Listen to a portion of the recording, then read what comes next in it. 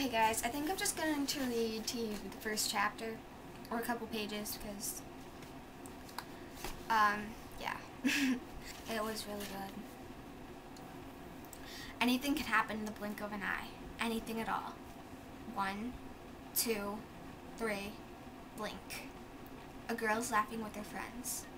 Suddenly, a crater splits apart the earth. So it bursts a man in ink-black chariot forged in the deepest pits of hell, drawn by stallions with hooves of steel and eyes of flame. Before anyone can shout a warning, before the girl can turn and run, those thundering hoofs are upon her. The girl isn't laughing anymore. Instead, she's screaming. It's too late. The man has leaned out of his ink-black chariot to seize her by the waist and pull her back down into that crater with him. Life as she once knew it will never be the same. You don't have to worry about that girl, though. She's just a character from a book. Her name was Persephone.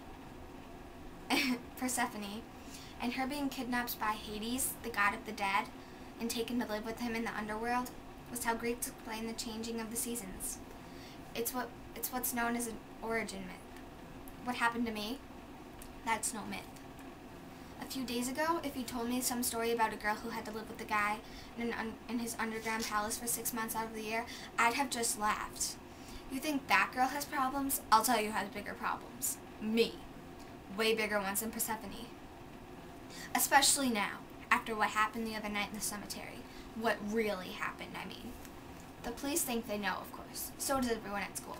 Everyone on the whole island, it seems, has a theory. That's the difference between them and me.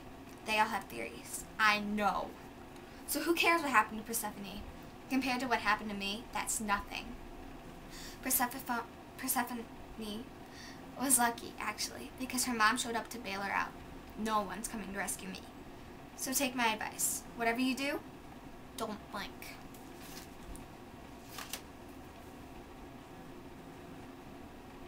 Okay, that's the first chapter. I think I'm just going to do a full read-through of this whole book. No, just kidding. But I might as well do. Once I died. No one is really sure how long I was gone.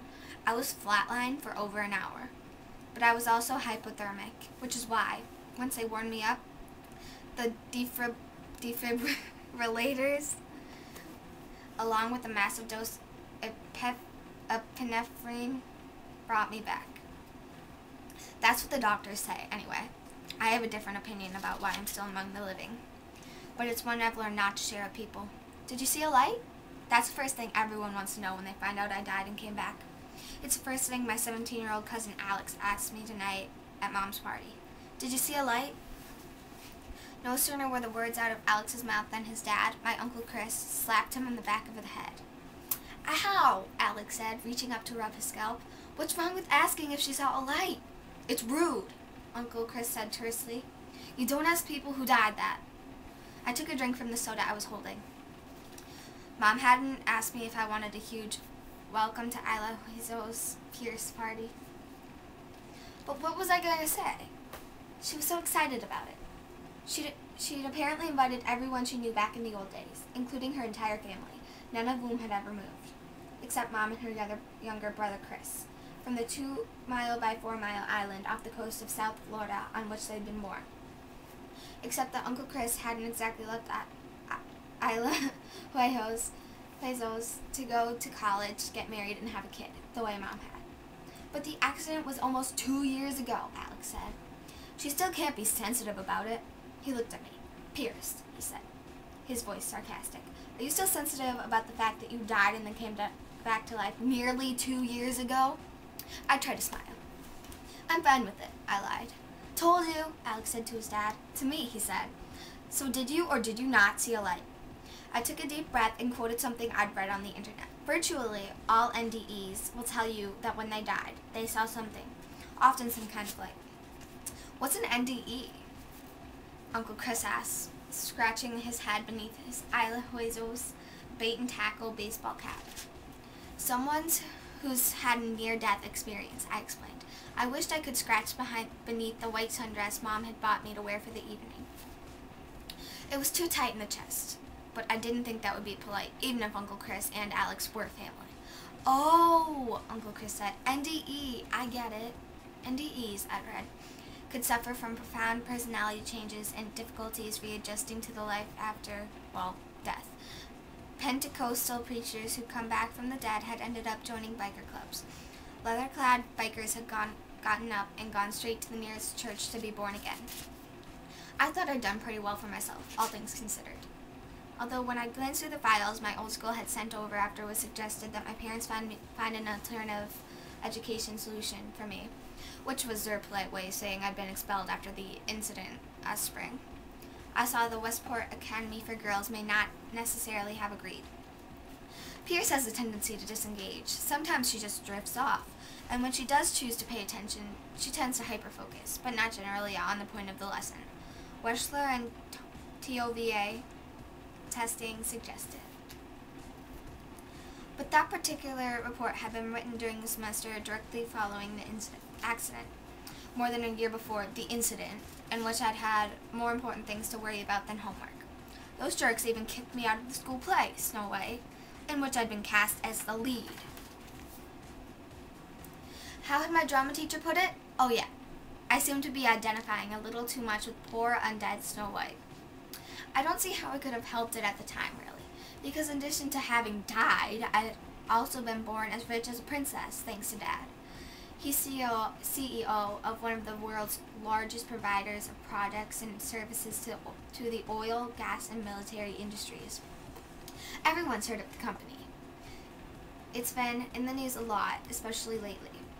And I also happen to have been born looking like one, thanks to Mom. I inherited her delicate bone structure, thick dark hair, and wide dark eyes. I also, unfortunately, inherited Mom's princess tender heart. It's what ended up killing me. So, was it at the end of a tunnel? Alex wanted to know. The light? That's what you always hear people say.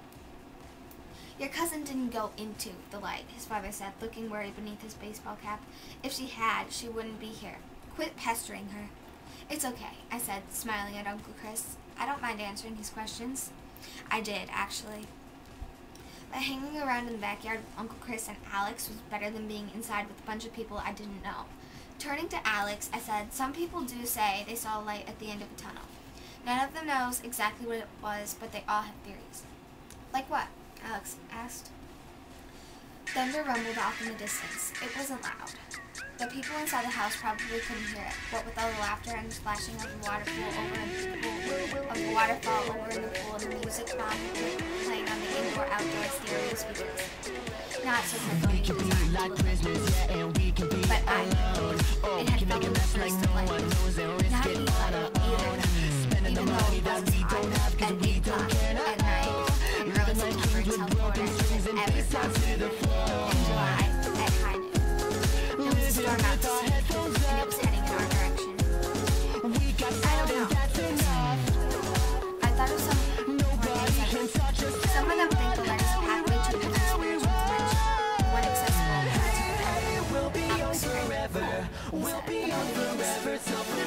the scientists say the light is a heavy dimension produced by the firing all of the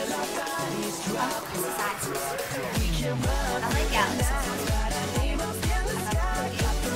I haven't met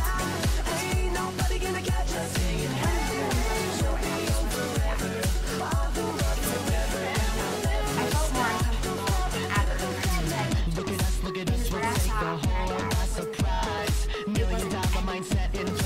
head. But I saw I didn't like that. And you were so